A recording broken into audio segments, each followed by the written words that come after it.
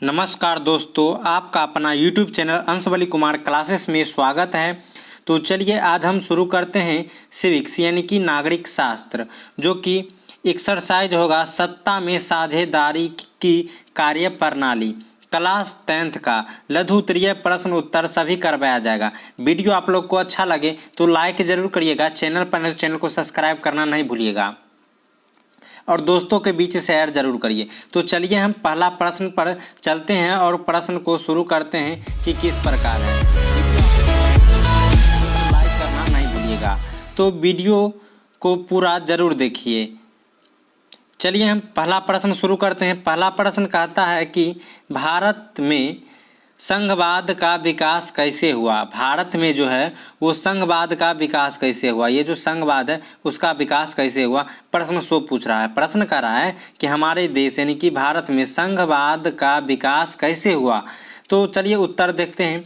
उत्तर में कहता है कि स्वाधीनता आंदोलन के दौरान राष्ट्रीय संघर्ष का नेतृत्व करने वाली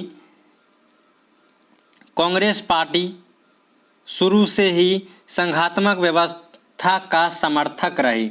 यानी कि स्वाधीनता आंदोलन के दौरान राष्ट्रीय संघर्ष में नेतृत्व करने वाली कांग्रेस पार्टी, कौन पार्टी, तो याद रखिएगा कांग्रेस पार्टी से ही संघीय व्यवस्था का समर्थक रही है।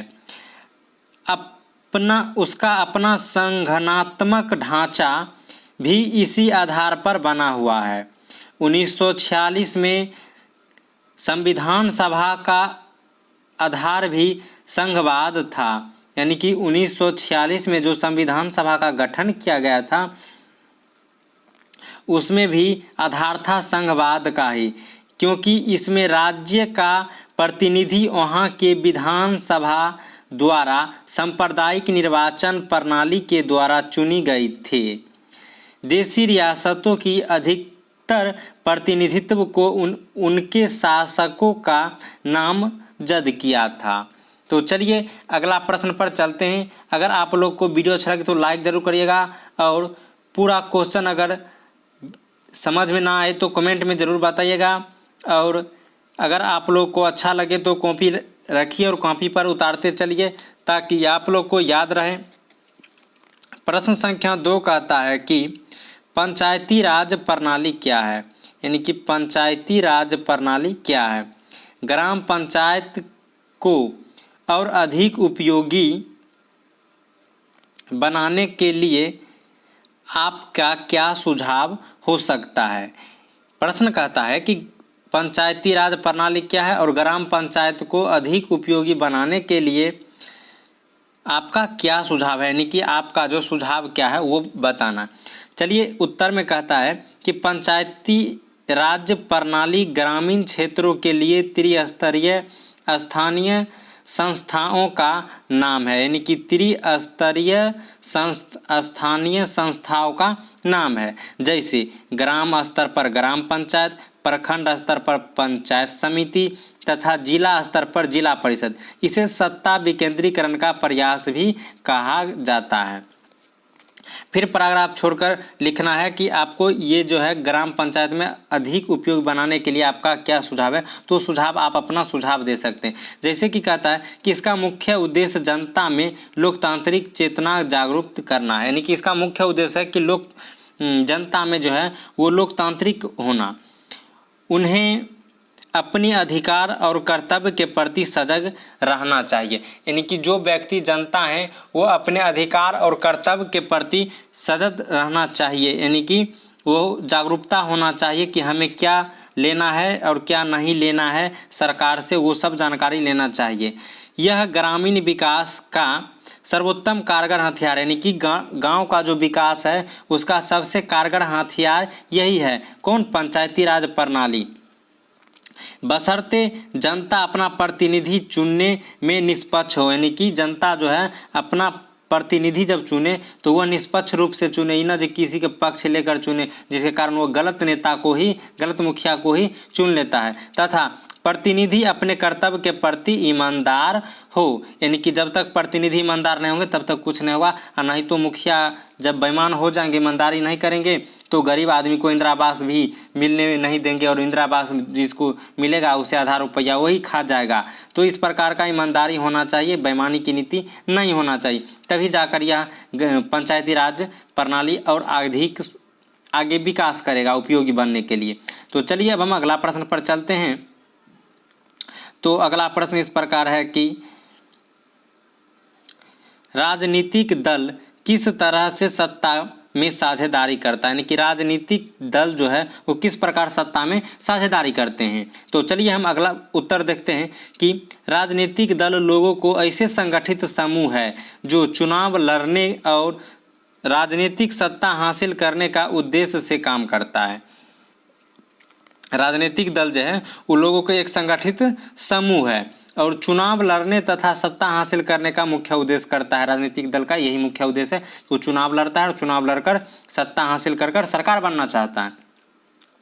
अतः विभिन्न राजनीतिक दल सत्ता प्राप्त करने के लिए प्रतिस्पर्धा के रूप में काम करते हैं, यानी कि वह अच्छी तरह से काम करते हैं ताकि हमें लोग सत्ता को प्राप्ति दे दे, सत्ता हमें दे दे। उनकी आपसी प्रतिद्वंद्विता यह निश्चित करती है कि सत्ता हमेशा किसी एक व्यक्ति या संगठित व्यक्ति के समूह में न रहे, यानी कि वो लोग मतलब हमेशा व्यक्ति संगठित और व्यक्ति समूह के हाथ में न रहे, यानी कि सत्ता जो है एक ही व्यक्ति के हाथ में न रहे। अगर सत्ता एक ही व्यक्ति के हाथ में रहे तो नए नए नेता लोगों को कुछ करने का मौका नहीं मिलेगा, अच्छे व्यक्ति को कुछ करने का मौका नहीं मिलेगा कि उससे भी अच्छा कोई करे। अगर हमें राजनीतिक इतिहास दलों के इतिहास पर गौर करें तो पता चलता है कि सत्ता बारी बारी से अलग अलग विचारधाराओं और समूहों वाले राजनीतिक दलों के हाथ में आती जाती रहती है, यानी कि सत्ता जो है विभिन्न प्रकार के विचारधाराओं यानी कि सभी लोगों के साथ में आते जाते रहते हैं। तो यह राजनीतिक दल इसी प्रकार से सत्ता की साझेदारी करती है। चलिए अब अगला प्रश्न पर चलते हैं।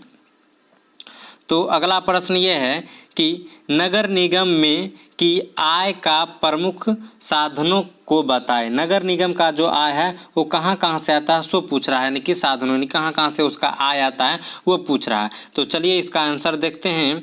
तो आंसर है इस प्रकार की,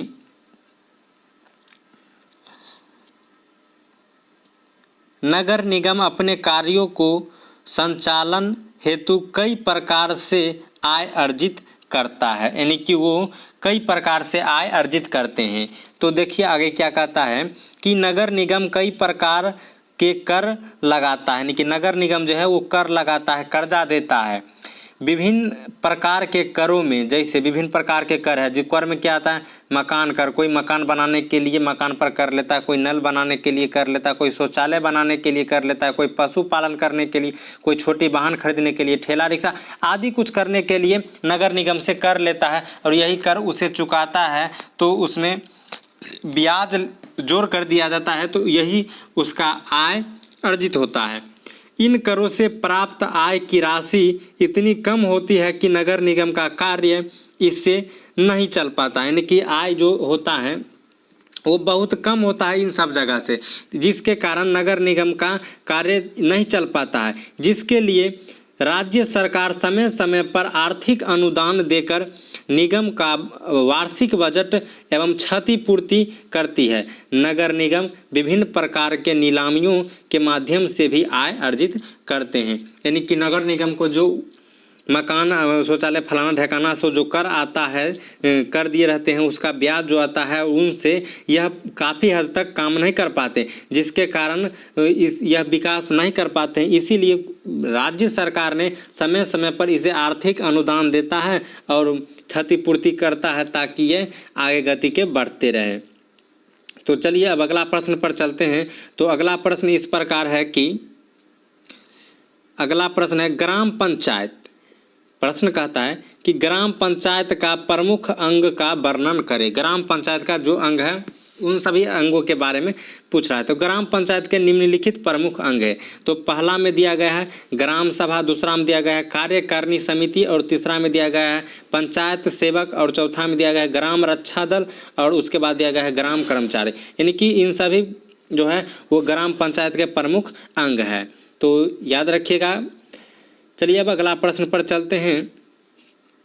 तो अगला प्रश्न इस प्रकार है कि जिला परिषद के 3 कार्य को लिखिए। यानी कि जिला परिषद जो है उनके 3 कार्य को लिखने के लिए कह रहा है। तो सबसे पहले लिखना होता है कि जिला परिषद के 3 कार्य निम्नलिखित है। पहला में दिया गया है पंचायत समिति एवं ग्राम पंचायत के बीच संबंध स्थापित करना। यानी कि पंचायत समिति जो है उसको और ग्राम पंचायत जो है दोनों के बीच संबंध स्थापित करना, ये किसका काम है? तो ये जिला परिषद का काम है। दूसरा पर कह रहा है कि विभिन्न पंचायत समितियों द्वारा तैयार किए गए योजना को संतुलित करना। यानी कि विभिन्न पंचायत समिति द्वारा जो भी योजना दिया जाएगा उन सभी योजनाओं को संतुलित करना जिला परिषद का काम है, ताकि तब तो वो गाँव का विकास कर पाएगा।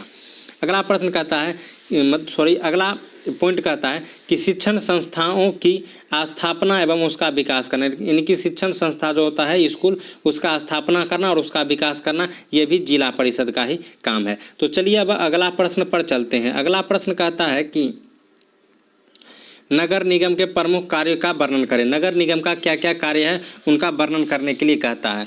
तो देखिए यहाँ लिखा गया है कि नगर निगम के निम्नलिखित कार्य हैं। नगर का सफाई यानी कि नगर जो होता है वहाँ साफ सफाई रखना चाहिए। रोशनी का प्रबंधन, सभी जगह रोशनी कराना यानी कि लाइट लगाना। पीने का पानी का व्यवस्था करना यानी कि स्वच्छ पानी का व्यवस्था करना। सड़क निर्माण एवं मरम्मत, गांव नगर में सड़क निर्माण और मरम्मत करना। नालियों की सफाई करना, नालियों में जो कचरा होता है उनका सफाई करना। प्राथमिक विद्यालयों की स्थापना करना यानी कि प्राथमिक विद्यालय उसको बनवाना, स्थापना करना। अगला कहता है कि महामारियों से बचाव एवं टीका लगवाने की प्रबंधन। जैसे कि अभी कोरोना महामारी आ गया और इसके बचाव और प्रबंधन के लिए हमें नगर निगम का ही ज़रूरत पड़ता है। अस्पताल खोलना यानी कि छोटा सा अस्पताल खोलना जहां हमें नगरों की सुरक्षा कर सके। आग से सुरक्षा यानी कि आग की सुरक्षा कर, जैसे कि आग लग जाता है तो वहां दमकल का उपलब्ध कराना। अगला कहलाता है कि शमशान घाट की प्रबंध। तो ये सब था नगर निगम का कार्य है। अब चलते हैं अगला प्रश्न पर। तो अगला प्रश्न इस प्रकार है कि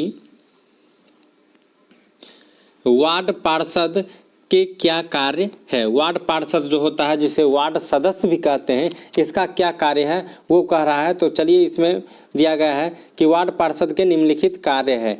नंबर 1 में दिया गया है अपने वार्ड की सफाई की व्यवस्था करना। अपना जो वार्ड होगा उसमें साफ सफाई की व्यवस्था करना।